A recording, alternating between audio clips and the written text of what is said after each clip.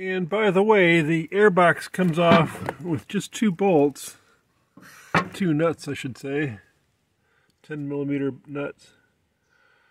And then you can wobble that thing right off the carburetor and have access to all the linkages unimpeded.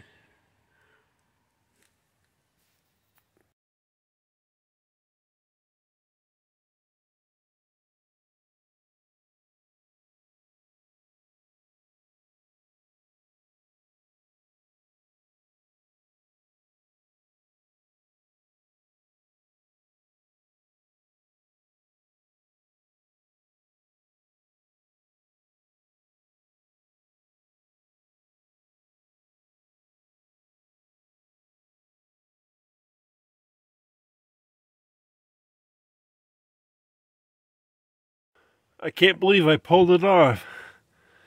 I actually glued this part back onto the carburetor. This little, it looks like I don't know if it was only glued to start with or what. I don't know how it was originally attached. But it looks like it's holding. The pin that holds the butterfly deeper in there for the throttle butterfly is really wobbly, so I'm going to get a new carb anyway. I see they're about 15 bucks, maybe double that if it's the other type of carb.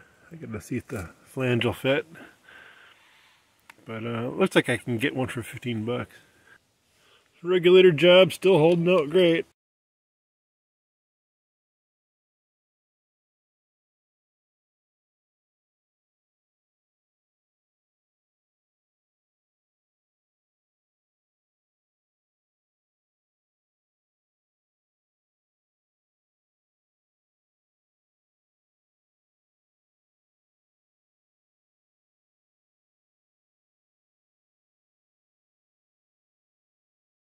Well, back to the lawnmower story here.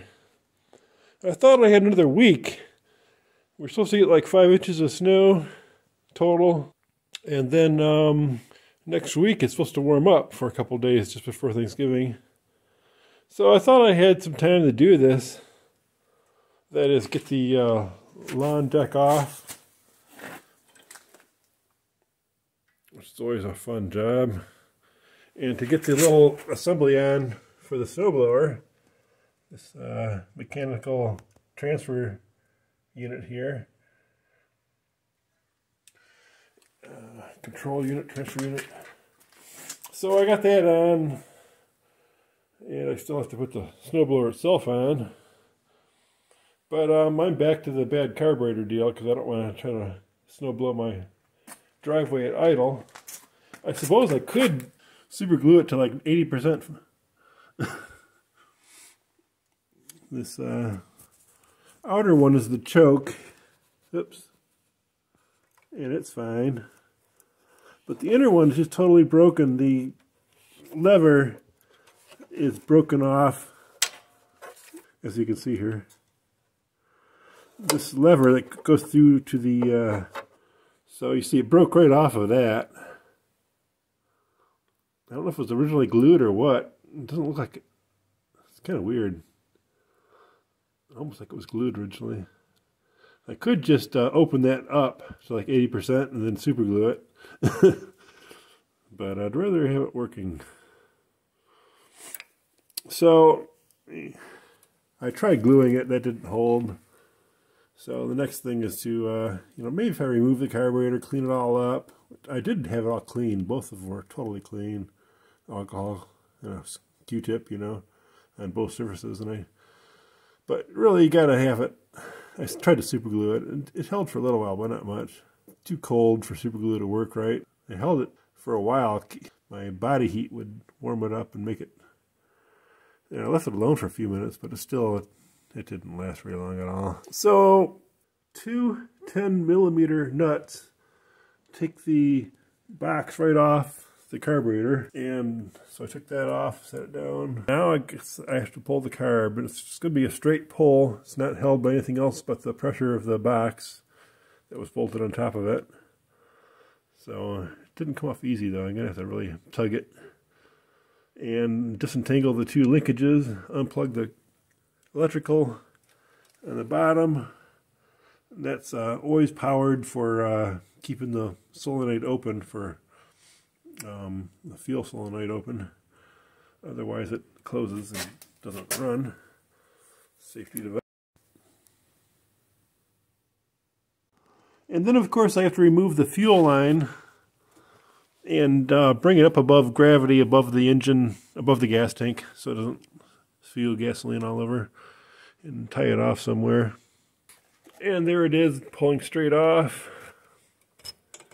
And I will put it above here so it doesn't drain fuel, and just leave it there for now. I'll have to disentangle that throttle. It's not the throttle, it's the choke.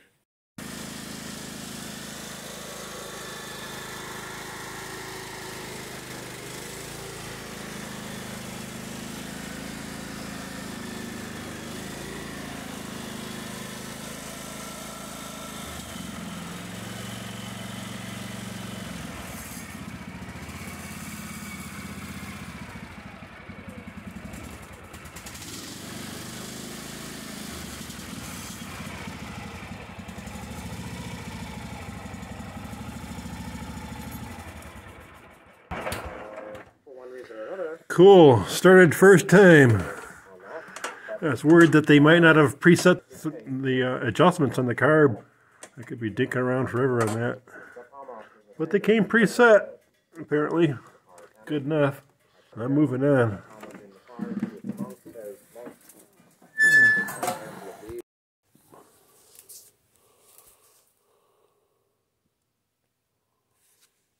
Now it's recording.